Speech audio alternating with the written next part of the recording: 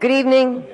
This is the Gurnee Village Board Committee of the Whole, June 26, 2017. Roll call, please. Donna? Thorstensen. Here. Jacobs. Here. Ross. Here. Garner. Here. Thomas. Present. Hood. Here. All present. All right. This is informal tonight, just some discussion items of different things that we've made a lot of good progress on or want to start some progress on. So first one, you guys are probably kind of stunned to see this on here, but it's a discussion about our 100-year anniversary, which is 10 and a half years from now. But it's never too early to start planning. So actually, I've had some really great meetings and was approached. So first, and Jeannie has it, we actually, at the 50-year anniversary, a book was written about the first 50 years of history of Gurnee. Jeannie has it, and it's fascinating. Some great pictures in it. And I saw that book, and obviously we knew that the high school was doing their 100-year, and I thought, dang, we need a book about the second 50 years. But a lot of the people that had the most to do with the last 50, the first start of that 50 years, sadly we're starting to lose them.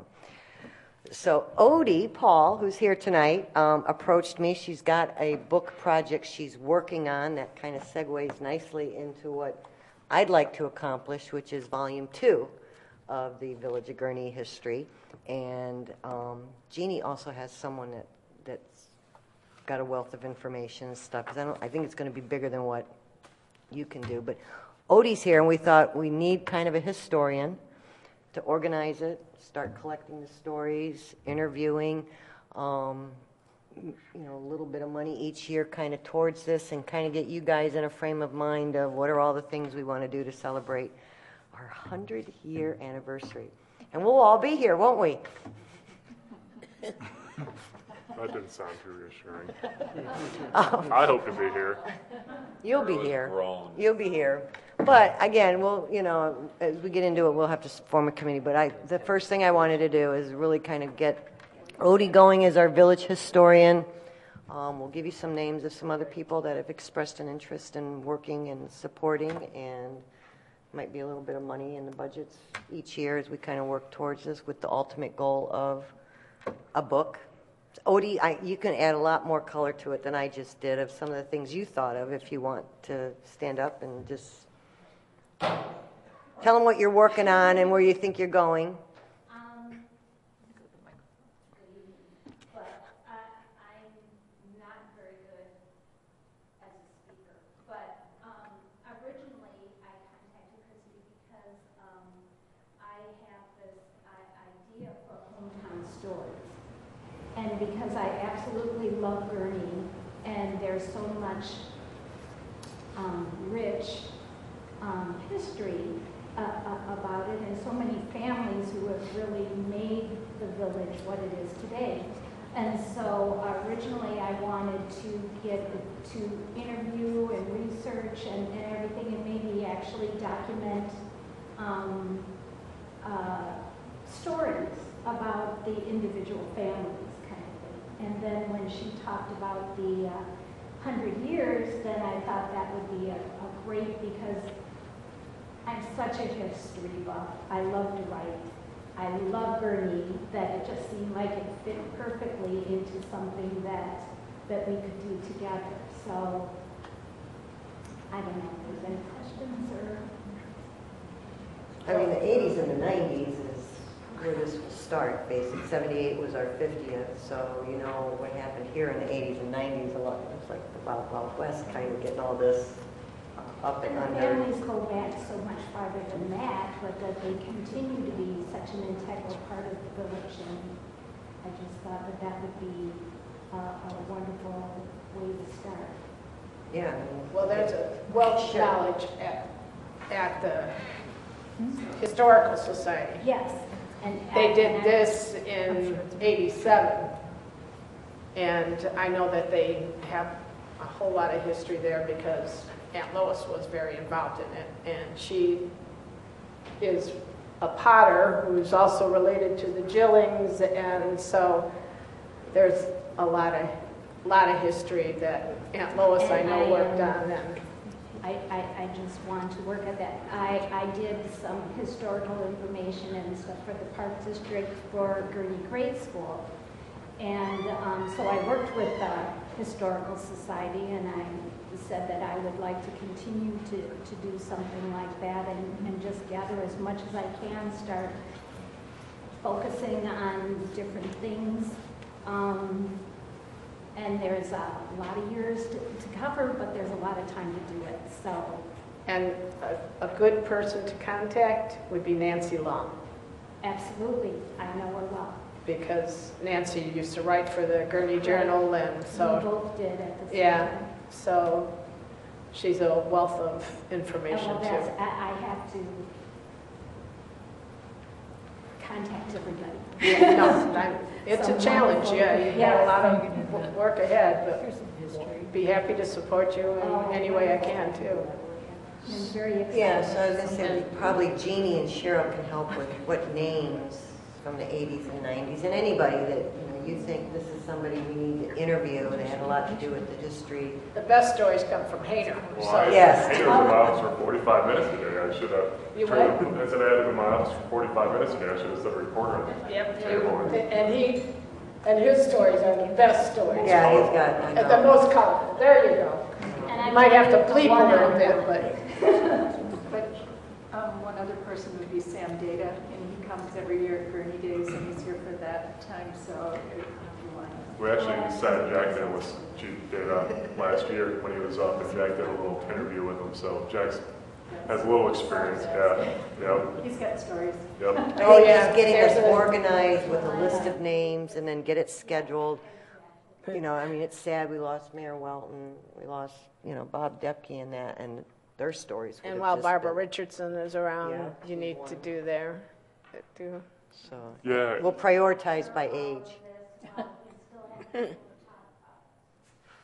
Yeah, the list of names, if you want to funnel names to either probably to Jack Yeah. or me, and I can funnel them to Jack, and then he can work directly with Odie and start getting the list together and the ball rolling on it. So first step is start collecting the historical information, and then in a few years we'll get a committee. Well, Jack and I were looking through pictures the other day, and they came from Yolanda Manji, and I was kind of going, and her husband was on the village board when my dad was mayor. So that's go way back. That's in that first 50 years. The 50 years or the 150, the township one? I don't know. They're both, I mean, But Aunt Lois was very involved in this one, I know. So, yeah, we'll get you some stories too. Well, thank you, because this would be like way above and beyond what we would be able to do here in-house. What's the year? 1978 was our 50th, so 2028 will be our 100th. Yep. It's pretty impressive. and then the Park District is celebrating their 50th next year. So, all of this can be tied, with the school just having done a lot of research on their 100th, so we can really loop all of that together. Very good. That's really I just wanted to put it out there, let you know we're starting.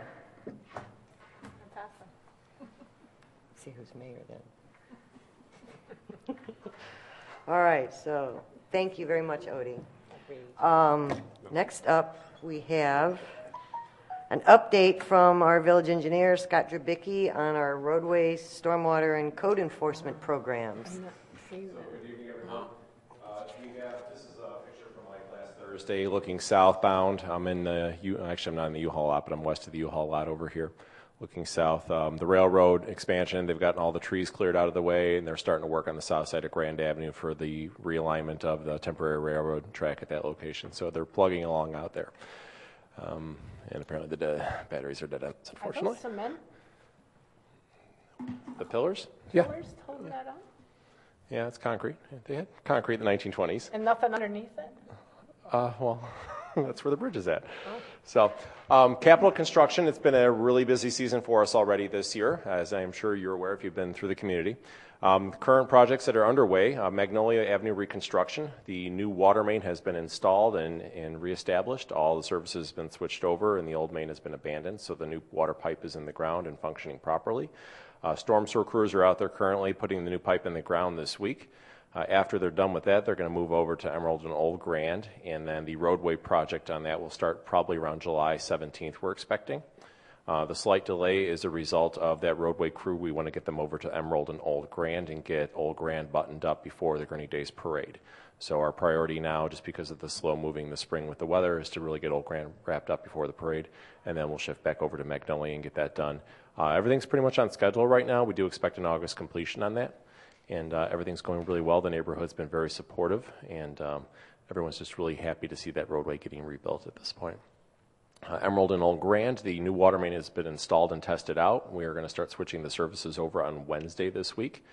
So this includes a section of main from Kilbourne Road over to the fire station, which has a significant break history, and we'll get that reestablished here by the end of the week and have all the services switched over. After that, we are going to punch Emerald straight through into Old Grand and kind of clean up the area in front of the Depke building over there. It'll be a big grassy open space, and it'll be a 90-degree intersection there for Emerald and Old Grand, so we don't have to worry about the traffic concerns with the skewed intersection there. Patching and the resurfacing project, or the motor fuel tax project. This work is underway. All the patching's actually already been completed. The Providence Village area got a healthy dose of patching out there to kind of give us another 5 or 10 years in that neighborhood. The concrete crews for that project have started working last week in Ravinia Woods out west, so they're starting to work their way towards the east and replacing curb and gutter. That'll be followed by resurfacing of the roadway itself. The Union Pacific Railroad Granville Quiet Zone. We actually had a meeting with Union Pacific last week, and they are supportive of our request for a quiet zone at this location. The last piece of the puzzle here is approval from the Federal Railway Administration. We expect that'll take another 2 months. They're usually about a 6-month turnaround, I've heard. So that's about 4 months into it now, so we expect to hear that back from them by the end of the month. By the end of the summer. And then we can petition to get a quiet zone established there so they don't have to blow the horn when they cross. In conjunction with that, we've had numerous new complaints about the condition of that crossing. Anyone and everyone I'm talking to, I'm encouraging to contact the ICC, which is the Illinois Commerce Commission. They're the ones that regulate railroad crossings. Put in a complaint regarding a rough crossing. I've done it myself. I've encouraged all the residents that I've talked to do the same, and hoping that the squeaky wheel will get the grease on that and get that crossing fixed. The Jawa Almond Road water main project, the new transmission main has been installed and it's been pressurized and charged up. It's ready to go. They expect to start delivering water to Granwood Park by the middle of July. So the water main pipe is in the ground. They are doing pavement patching as we speak. Landscape restoration for the most part has already been taken care of. So they're making very good progress on that. They are 3 months ahead of schedule on that. It was a long project, but they were able to work all winter because of the favorable weather conditions. So they're actually way ahead of where we expected them to be at this time of year.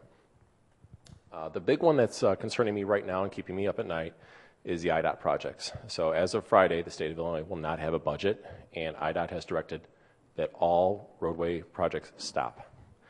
That will impact us at the Union Pacific Railroad Bridge as well as at Grand Avenue widening west of the bridge. At this point, I don't know what is going to happen. That is a big concern of mine because that'll be kept down to one lane in each direction for an undetermined amount of time until the state of Illinois gets a budget together and gets those projects moving forward again. So that's a big question mark. I can't do anything about it at this point, but be aware that that is coming here by the end of the week if the state can't get their act together. The projects that we've already completed this year include the Gurnee Tributary Bank Stabilization. This is west of Old Plain Road and south of Grand Avenue there. We had a severe erosion problem there that was threatening the public sidewalk. That was reestablished. It took us about a year to get the permits and stuff straightened out on that, and it took them 2 days to actually do the repair. So that work's been done. Park City, which is downstream of the Providence Oaks Detention Basin, had a drainage improvement that occurred out there this last week. A little shorter duration on that one. Again, the Army Corps permit was involved. It took about 4 months to get that permit, 1 day to do that work. Unfortunately, I may have erred on this one, and I forgot to send the check into Park City for the permit, so they kind of put a stop work order on me this morning for that. So Brian will be talking about that. So Welton Plaza, pavers and the sign, all the work was completed last week. So the new sign is installed. It looks amazing. Special thanks to Gurnee Masonry, and they just did a bang-up job putting that thing together.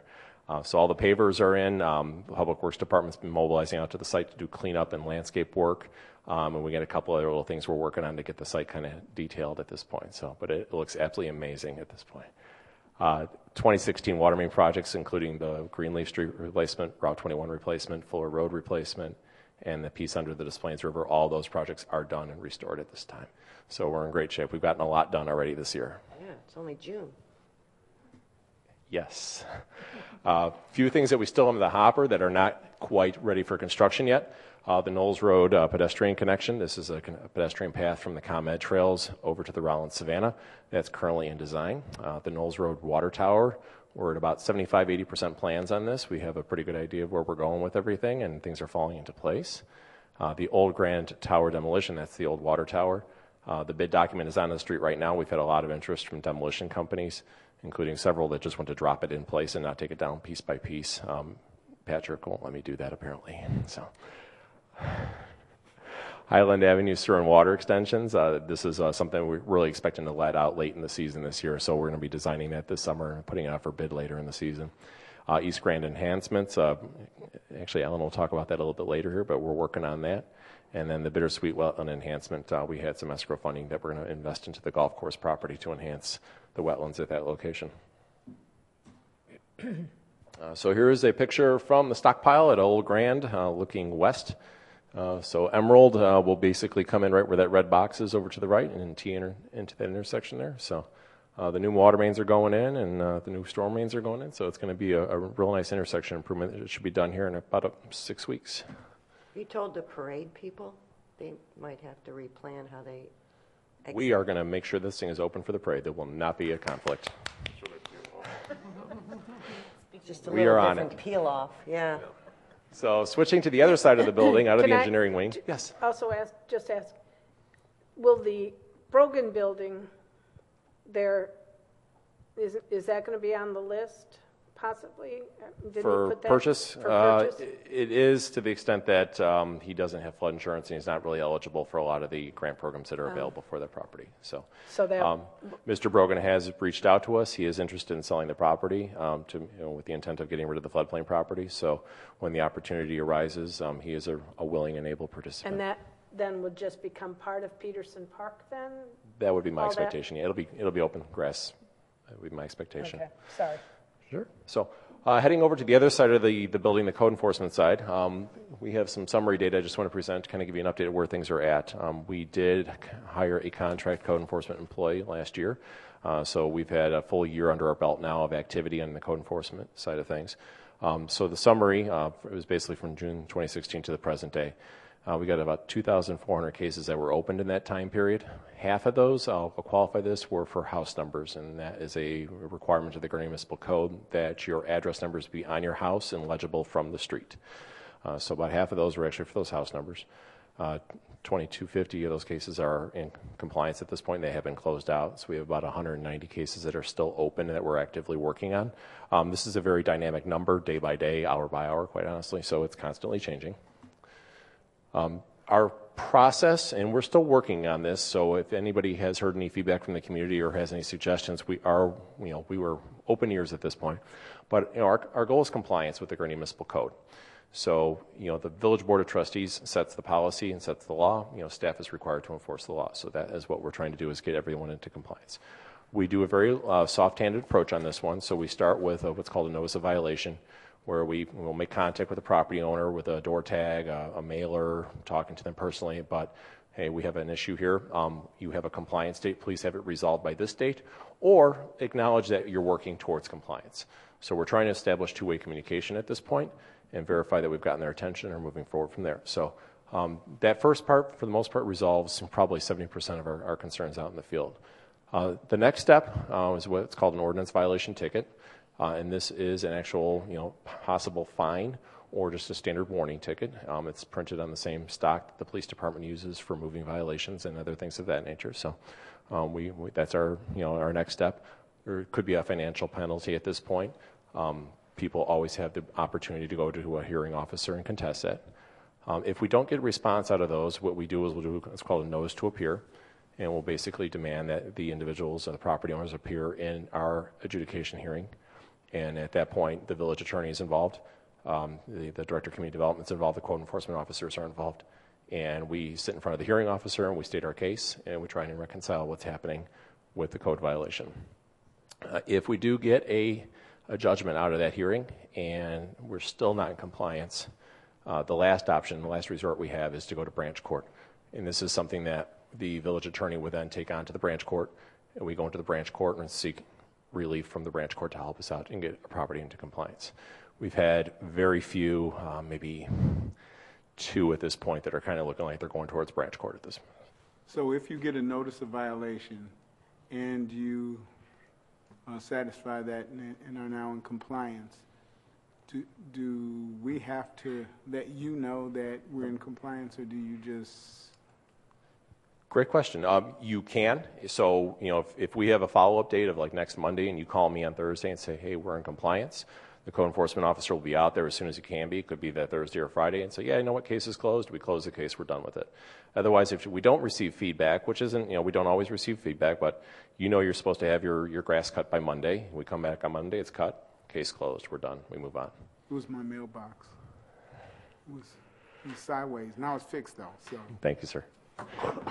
So, okay, broke down kind of where our hot topics were for code enforcement here. So the big one here is under property maintenance. It's a big chunk of the pie there. Again, a lot of those were address number related.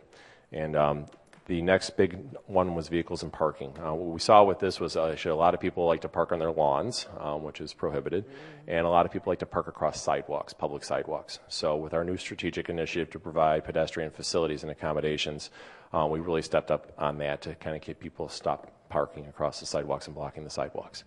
The third item there, weeds and tall grass. So, typical seasonal things, especially this time of year where the grass is growing so fast you can barely stay on top of it. So that's another hot one that we hit. The rest of them, pretty standard. We have some dead trees out there, litter, debris, garbage, cleaning up after your dog, doing work on your home without a permit, things of that nature. Do you have that broken down by geography, like by the grid system? I do not have it for this presentation, but we can get that for you if you'd like. You're tracking that? Yes. Every violation is geocoded in our mapping system. And this is the one I'm really proud about here. So over the winter months, on the engineering side, we had an employee who was on light duty due to some health concerns. And as part of that, our code enforcement officer was on minimal time as well because it was off season for the code enforcement side of things. So we took the light duty employee, we put him out on the streets and said, go look for house numbers, look for address numbers. And the qualification is you got to be able to see the numbers from the street, and they got to be legible and contrasting. So we issued about 1,170 violations on this and notice of violations. So I'm happy to report that as of this morning, we have 1,100 plus that are in compliance. The original almost 1,200 that were issued. We've got 60 that are remaining outstanding at this point. So you can see we've had a phenomenal success rate like this. And I would like to, special thanks to members of the board that may have received those notices for not really getting up my case about that. So. And that's about the summary of our code enforcement program. Overall, it's been very well received, I believe, by the community.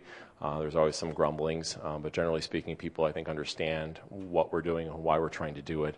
And obviously, it really helps us now to go out there and say, hey, so-and-so is not cutting their grass or they're parking across the sidewalk. And, Mr. and Mrs. Smith, we will take care of that for you. So, are there any questions? No, but as a former person who had to deliver, I had some residents that complained, but on the other side, as somebody, I am very grateful for that. Thank you. Questions about code enforcement? All right, Miss Ellen is up for an update about East Grand Avenue. I think we have some decisions to make too tonight. We do. Thank you. Good evening.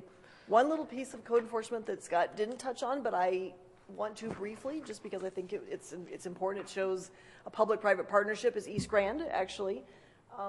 Knowing that construction was probably coming, now that appears that may not be the case, but we decided to be very gentle and very, go slow in our approach. But there were several nuisance items as we looked at the corridor: peeling paint on signs, rebar sticking up out of the ground that could really be a hazard.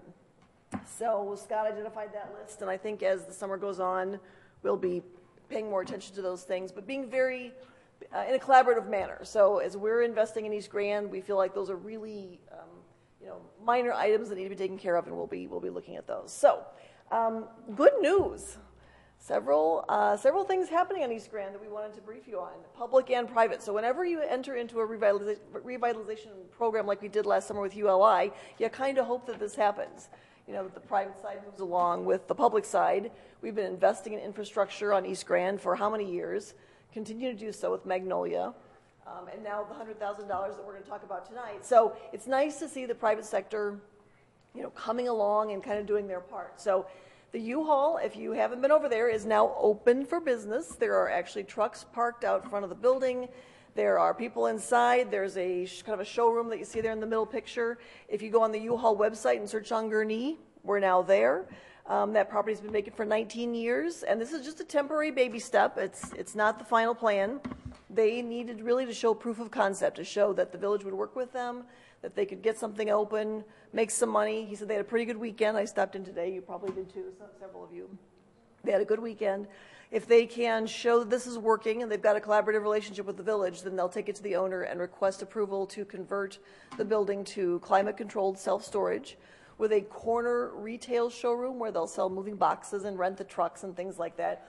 And because the designs are still conceptual and they don't have approval for them yet, minor detail, we really couldn't show them to you tonight, but you will be impressed, I think. It's an older building, and they're not wholesale changing everything, but it's a nice, it's got a lot of brick on it, so there's a nice starting base to work with. The part that I happen to like is what you see in a lot of new U-Hauls, which is a two-story sort of a glass structure on the corner. Looks very sharp, modern awnings. So I think you'll be really pleased, assuming that they go forward. So kudos on this project, really, to engineering and building and planning, for being scrappy and figuring out ways to be flexible and make this happen. To start out with the new zoning code, it has done us a big favor here. It's turned out to be just as business friendly as you hoped it would be. So self-storage is now permitted by right, whereas before it was a special use. And I really do believe in this case, if they had to go through that process, that would have killed this deal. So the zoning code, is already a winner. And then the way staff has applied it has been very creative and working with them to get open temporarily. It's just been a really good process. So I think you'll see it going forward. The worst, because so much is permitted by right, I think the worst case would be they might have to go to PCB for a setback to park their trucks along Grand Avenue.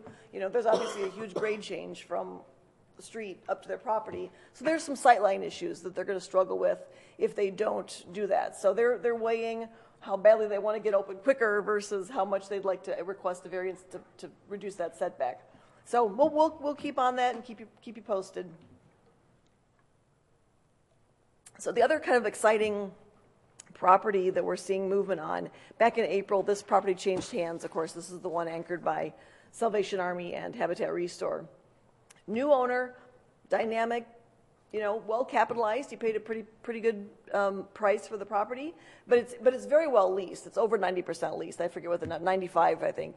So it's really well leased. But he does have a key vacancy that he needs to fill. In the back, behind the Habitat Restore, there's a 25,000 square foot building that used to be occupied by Unique Auto Storage, and he had anticipated them being there a little bit longer. Well, they decided to move out because they weren't obligated. So that needs to start cash flowing. That's one project he'd like to do. The other is he's expressed interest in adding a freestanding, like a Dunkin' Donuts or some sort of a fast casual drive-through on the property, freestanding from the building. So this is conceptual, but I like the fact that as soon as he closed up, within weeks of closing on the property, he went out and hired an architect, a good architect, to do this. It significantly improves the building. It brings it up into the, without throwing out the baby with the bathwater, it really modernizes it, and I think is a good example of modernizing while still blending into the character of the neighborhood. So and being hopefully affordable. So this isn't a right away. This is a go slow again project.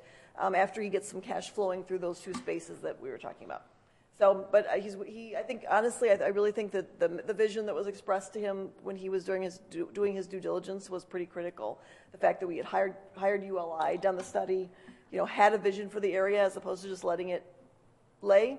He told me that made a difference in his decision to purchase it. So that's good to hear.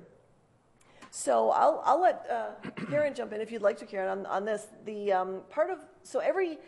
Almost every good, active, vibrant downtown or business corridor tends to, when you go to those, like the farmers markets and the special events and the wine walks and the Santa Claus parades and all those fun things that make like a downtown Libertyville or any other downtown one that we like to go to, tend to have some sort of a committee behind it, pulling the strings, coming up with the ideas and running them. So we, on our very micro scale, decided to emulate that model on East Grand because we came out of the ULI study knowing that wholesale redevelopment wasn't going to happen until we re-energized the corridor. So the committee has met once, meeting again later this week. We're calling it the Corridor Committee because we don't want it to be limited to merchants. We really are inviting residents, businesses, and property owners. At the first meeting, we had a handful, and I mean it was a small handful, of small but mighty, I guess, business owners.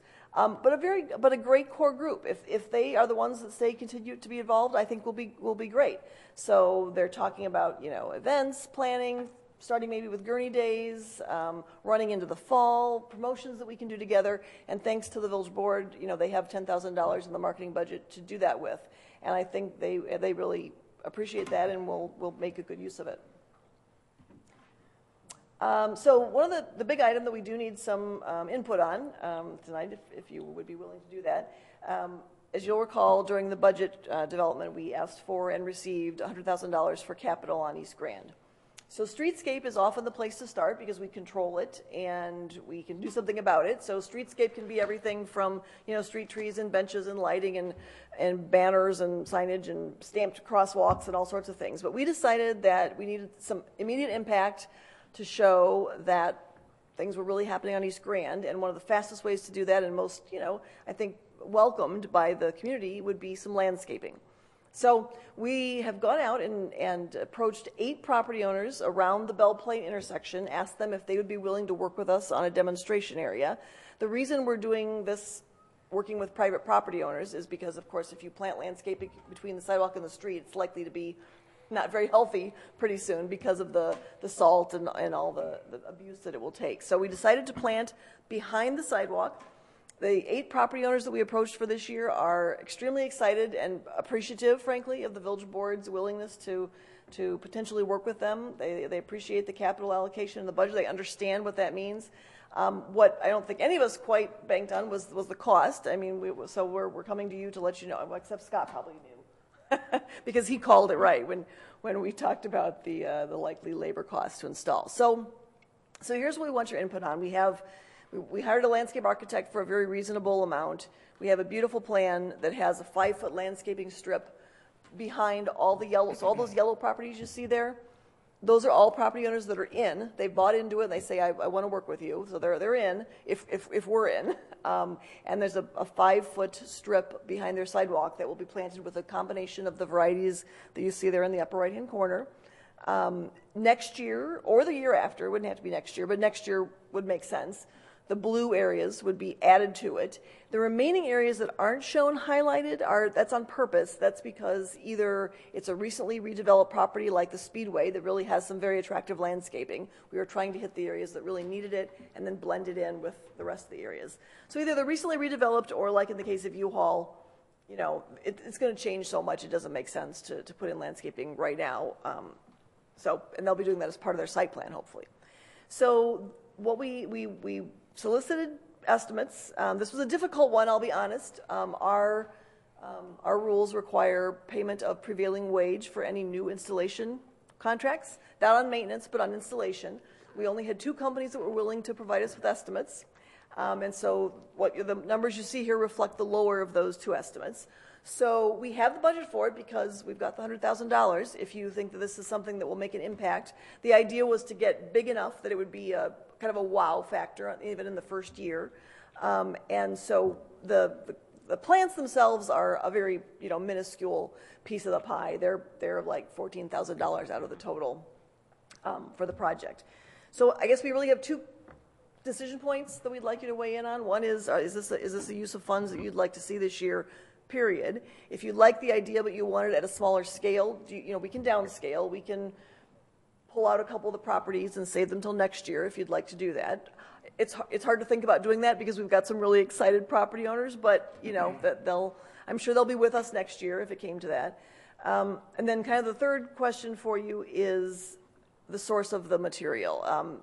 Several of you were at the East Grand meetings when we first talked with the business and property owners about the construction. It was very clear the Gurnee Garden Center is going to be hit hard by that whenever it really gets off the ground.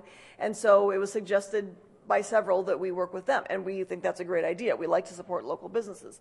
So the pricing, because of the fact that the contractor will offer a warranty, they won't, the pricing is a little different. I think we should assume that if we decide to go with Gurnee Garden Center, the prices you see here will go up by about $5,000 to $6,000 to be able to purchase locally. And we don't get the warranty. And no. Well, that includes an allowance for replacements. For replacement, all yeah, right. So that does include, takes into account the no warranty situation.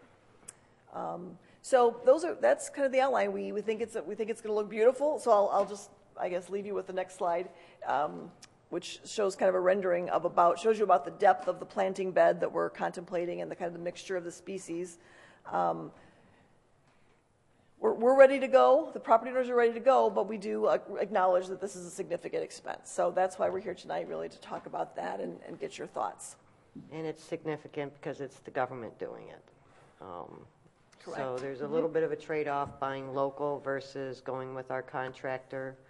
First decision, how important is it? Is it worth the extra money to buy local? And because of prevailing wage, it really drives up the labor costs.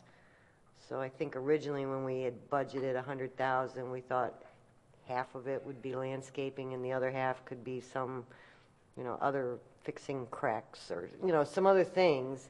But now pretty much our whole $100,000 is going towards landscaping on private property to dress up the area. So open for discussion, thoughts? Where are we at with, I thought at one time we were trying to get them all to lower their signs from pole signs to ground signs. So where are we with that and what impact then would that have on plantings? We made sure that that whatever landscaping we proposed didn't interfere with signs. Now, of course, when they redevelop, when they change, there are certain changes they can make to their signs. Sign faces can typically be changed out for a new tenant, but if they were to... Well, there is a new tenant in that. Right. In the next slide. Yep. Yeah, that Love Twice. Right. I mean, so that sign has probably been there for ages, and they just changed out the panel, if I were guessing. Well, I thought we were trying to still. We are. As the need for structural repairs or structural replacement sign comes in, we make them come down, like the AAA insurance we did a couple years ago. There's been a handful of them that have been replaced down to the monument signs. They cannot make structural repairs to the pole signs that are out there. So eventually we will get them all, but it is a slow process. Okay, so with that in mind, then we're still planting then, and would they have to, when it has to come down, then will they be responsible then for replacements or whatever? Great, that's a great question. So we committed to maintaining these plants for 2 years, basically. Watering them, weeding them, making sure they're good and established. After that, it'll be the property owner's responsibility, although not enforced upon them. We hope they see enough value in it that they'll want to. If they were to make a change, like a structural change to a sign that just disrupted the landscaping, it would be their responsibility to put it back if they chose. I really don't think this is something we can code enforce them to do. I think it's a collaborative program. We hope that they would. There will be some cases where they might choose not to, but hopefully that's not No obligation. Right, and is There's the no maintenance ours or landscapers that we hire? We're proposing contractual landscaper for this growing season and the 2018 growing season. So the landscaper will be responsible for. Correct. And the watering and all of that. With the water tanker truck and, Okay. and that part of the contract is not subject to prevailing wage because it's maintenance, which helps with the cost of the maintenance. Is there something else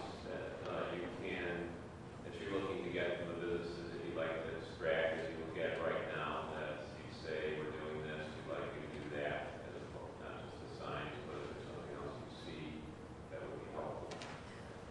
Well, there's certainly a lengthy list of things we could come up with, and I think it's an interesting approach to say, work with us. And that's honestly, that's kind of the philosophy behind the code enforcement efforts. We thought, and it's a very low level, but it's that thought is that we're putting in money and effort.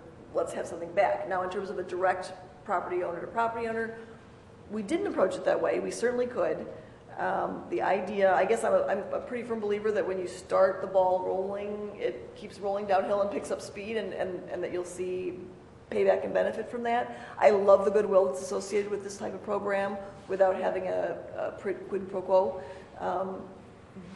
But we certainly could take a look at doing it that way. It's just a philosophy, I guess, of trying to build that goodwill in the neighborhoods up front. So it's not like coming in at this point and asking for something that's like a bait switch or something like that. How would it make sense? Came in and said, we'd like you to redo your parking lot or do whatever in exchange for the landscaping, and it's like, well, that didn't come up yet. Why are you asking for it now? Right. Right. We were pretty streamlined in what we asked for. We basically presented each property owner with a 2-page access agreement that said, we just appreciate being able to work with you on your property and you trusting us, and we'll just, that's all it was. So yeah, I do have a little concern that it might be perceived that way. Mm-hmm. Thanks for asking. And so you're doing all the plantings on behind the sidewalks or between the sidewalks and the parking Correct. lot. But there's a strip there that is just grass further north or further as we go further east. Yes, that strip, so east of between the yellow and the blue on the far right side of the screen. Yeah. That is actually, there are a couple properties there. One is the Assisi Homes and one is the eye center, Dr. Walter Freed, right? Both of which Well, in have, front of, I think in front of the old Welton, there's looked like in that strip there, when you did that photo. it could be that it's just off a little. Yeah, the intent is to completely go across the frontage of the old Welton property, all the way across the Family Dollar property, and then stop when we hit the property line with the Assisi Homes. Yeah, but I mean, so maintaining that grass strip, who's doing that? There's a grass parkway out there that would remain. Is that? Yeah, that's what I'm talking There's a grass about. parkway between the back of the curb and the sidewalk. And who that would remain. maintains that now? The Property owners do. So they know that that's not going to be part of this landscaping thing. That strip is theirs to mow and maintain. Yes, and I do think part of our efforts will be, and Scott, stop me if I'm promising too much, but I do think that we will go through and where there are patches of barren, where there used to be turf and it just hasn't grown. If it's possible to grow it, we'll try to green up the parkway at the same time we're doing the landscaping, so that it's there aren't sections of gravel that are detracting from our beautiful new work. And are we looking at any bulbs involved in this either to precurse the growth of the lilies and the grasses and that kind of stuff? A few Early ones, early like bloomers. daffodils or whatever that would be. Well, No. Well, in the year over in. I'm not sure what the earliest bloom time on this set of species would be, but I think probably, Well, certainly, they're all more what do you summer. think? They're like June? Okay, so I guess the unfortunate answer is probably no. We had pretty much 2 primary requirements that we gave to the landscape architect. One, make sure that it's really salt tolerant and snow tolerant, Right. and then if it does get damaged by snow being thrown on it, piled on it, that we leave in the bushes, that we could cut them down. They're not very woody, we could cut them down if they needed to be. So that kind of trumped any other concerns. Viability did. So we may not have real early blooms. Karen? Question? So, Mary said something a few minutes ago that I just want to see if that's what this is about. We were talking at the Economic Development Committee meeting about seeing if we could use Gurnee Park District. Was that discussed? I haven't reached out to the Park District or the township at this point. When I spoke with Public Works, the sentiment was still that even if they got help from the Park District or Public Works, it would still be such a huge project or the township or the Park District would still be such a huge project for Public Works that they didn't see that as feasible. So, And even if we're paying prevailing wage here, or we're pulling all of our guys off projects that they're scheduled to do and paying them the same rate, basically, when you add in their hourly, their insurance or benefits, I mean, as far as that, there's not a cost savings. That's taking work that Public Works would normally have scheduled and pushing that a couple weeks off and losing that on the back end, so. All those departments are in the height of their season right now. maybe that's a thought, since we're going to miss the summer blooms. Is this something that we would do? Does it help if we do late summer or early fall? So Jake In terms of Balmas, labor availability. right? He's our resident expert has advised that he'd like to get these. If we're going to do them this year, he'd like to get them in as soon as possible, in spite of the fact that they need extra watering over the hot summer months. He'd rather not wait till fall. If we find ourselves needing to do that for some reason, I think his preference would probably be to wait till spring at that point. And that resident expert is the contractor that is.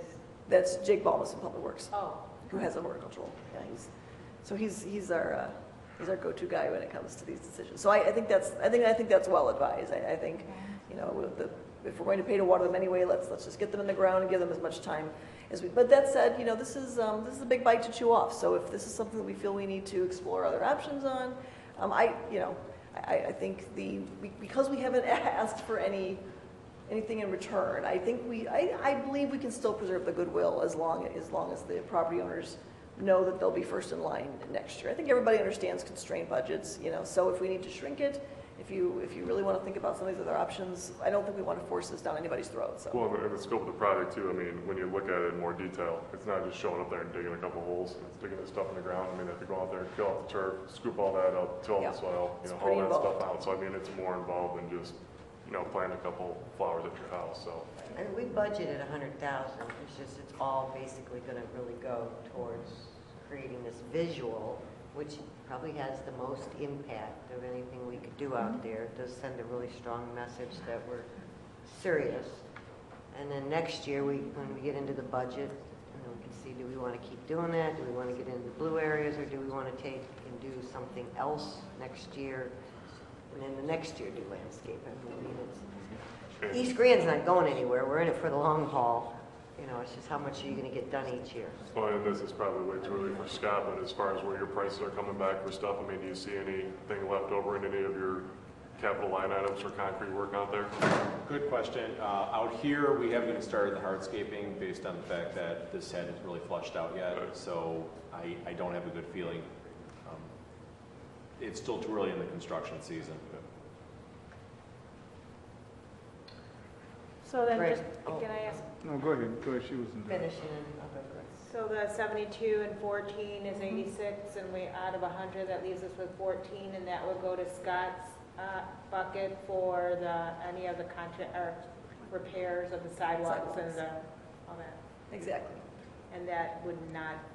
What's a usual number that you'd be? At this point, I probably got $6,000 invested in street sweeping out there, and then pavement striping. That'll be done here. Actually, the striping will probably happen this week even. So that's probably our on-line commitment at this point. With the remaining money, replacement of concrete wouldn't be an option. That's not enough to do that. We could get some of the mud jacking options taken care of and a couple settled panels, but there would really be no concrete replacement or anything physical or structural. And is that 72 including the buying local, or No. is that buying local going to be additional to that? It would. So we're talking another 5,000 on top of the. So you're actually at 91 then, if we buy local. Yeah. if we buy local. And I know that's a tough decision. I'm sorry to place that on you. So that how do we do that?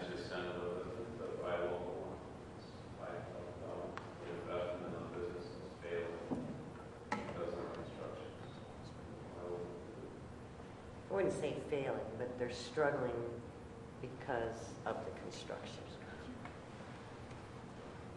But again, that's a lot of money too. Yeah. Great. How wide are the flower beds?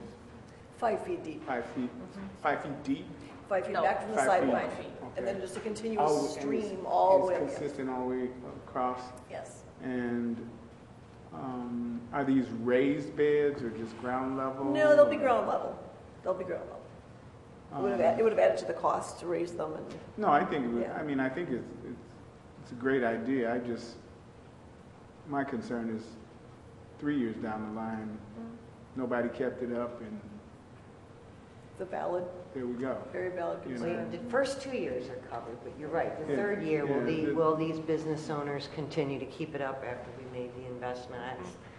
That's a gamble, It like is. Mm-hmm. any kind of incentive, there's always a certain amount of risk to it. Of course, but then are these, I mean, are they just flowers? Are they Mix shrubs? of Are they? Perennials and two types of shrubs, and the other three are perennial, or other four are perennials.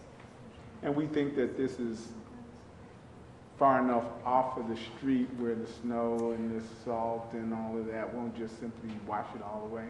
That's It the should grow conclusion back, of, in other words. right. And it's still a harsh environment, relatively speaking, Of course, you know, but both our landscape architect and our in-house staff agree that they think with the right soil amendments and the right care, it'll make it. But nothing lasts forever, so they may look great for the first, 5 or 7, or everything has a life cycle, so it may not. It's like anything, we'll have to replace it eventually, but we hope it's not anytime real soon. It'll look nice. Could we do smaller segments? Yes, we absolutely could. As So long as we that don't shrink we it too can much. hit just a few spots? We could focus more tightly around the intersection of Belle Plaine.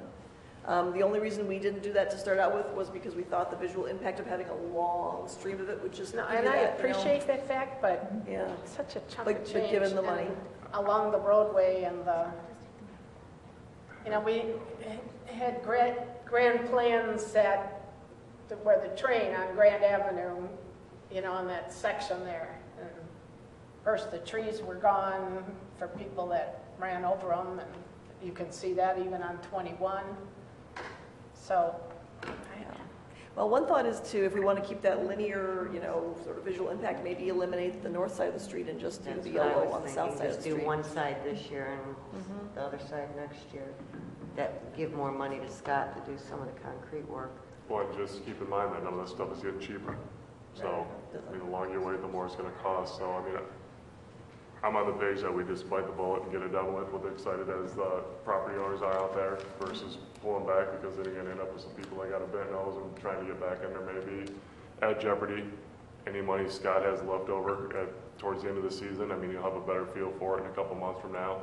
If he can line up some contractors and get them out there to do that work, I mean, typically, the prices have come in favorable and he's, kept his thumb on these guys and has luckily had a little bit left over. So, I mean, if he can squeeze out, 50,000, something like that. Well, you got a multi-million-dollar road program, Scott, come on. Cheryl wants to add something. That can be diverted out there towards the end of the construction season, so. Sure. Well, we've been talking about East Grand for so many years, and if we had done it, a little bit at a time in all these years, then it would have been done by now. So I think that I would be in favor of just going ahead and doing the whole thing, see what happens, see if then the property owners will have the pride in it to keep it going, and that, maybe this will be just enough to incentivize them a little bit. And Well, I feel a little better too because now, I mean, Ellen's been out there, has established this relationship. Karen's been out there. We got you all doing something. We've got some new property owners out there. So, I mean, the buzz is starting to be created out there. So, I mean, before, we didn't have those relationships. So, I mean, having those relationships and those open dialogue and stuff and those communications has given me somewhat of a sense of comfort. Yeah, and I've had 2 meetings, a specific meeting to encourage someone to locate a business on the east side, then an informal one last week. They had a different thought, and I'm like, no, east side, and we'll sell it. Just so, I mean, it's incremental steps forward. Mike, you want to? Yeah, last night I was going to Harborfest in Waukegan. God forbid I should leave town to go do something else because we're so wonderful here, and I agree, we are. We all do it occasionally. But we do it occasionally, but the comment I had from my neighbor who went with me was, this east side there's no zoning over here, and it just doesn't look right. But if we go ahead and do this and bite the bullet, that's the first step to making everything look zoned and unified. Yeah. So I think Patrick's right. We got to bite the bullet and get this done. Do we trust that our partners are going to do the right thing 3 years from now? I think we got to take that chance, and that they're going to take the pride in it, and I hope that they're going to do it. But that first step toward unification is what we need. Make the property look nice and make people want to shop over there. So bite the bullet, I'm hearing kind of in general. Let's do it and hope Scott has enough money for concrete work, and if not, then it gets put off till next year. The buy local, the 5,000 to 6,000 to buy local, is that very important to? Sure. Yeah, that's a small Okay. amount of money in All right. comparison. Okay. One of the things that I think we should look at is, instead of just giving the property owners essentially free landscaping, get them to partner with us. We'll do this if you partner with us to keep it up. And so maybe have them organize amongst themselves if one of them is not keeping up their piece, to police themselves, so to speak, so get them to buy in. If we're looking at doing this, but we need you guys to buy in too, and perhaps organize yourselves to keep it up. We'll put it in, but you keep it up, and we want to have somebody accountable for it. Maybe that will, because it's all about momentum, and that's really what we're talking about here is we want to be the catalyst to jumpstart something over there, because I think it's a long time coming, and I think people want to see it. But it's how we put it together or structure it that will create that, long-term run uphill or run downhill, as you put it. Thank you, that's a great comment. And I think we could do that. We didn't get down the road on the committee yet, but when you start thinking of the concepts to keep that ball rolling, Mayor and I were with a company that they called ambassadors. So once we get the quarter going, that each business they should have an ambassador, somebody that's representing them to making sure that our investment in them, that it's a collaborative effort. Well, it helps if there's an element of peer pressure to keep up your property too after you've. I know who I'll nominate. We'll nominate Mr. Sunshine out there. Let him take it. One of the owners has a huge stake with the amount of property he owns, and he's got that bubbly personality.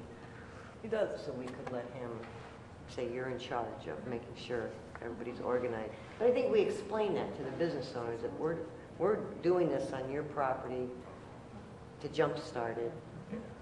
We're only going to maintain it, and then you guys have to take it over. So and we've had that. We haven't put anything in writing that there's a hook, because now it starts getting a little more complicated.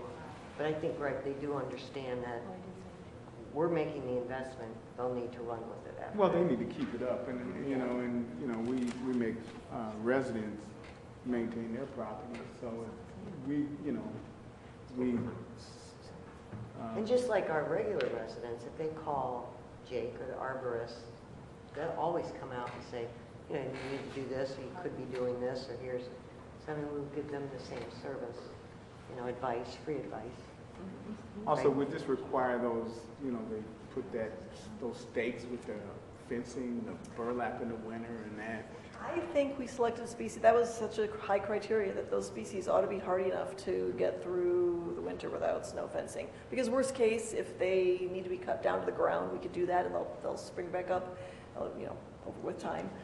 So I don't think we would want to mar the look with that.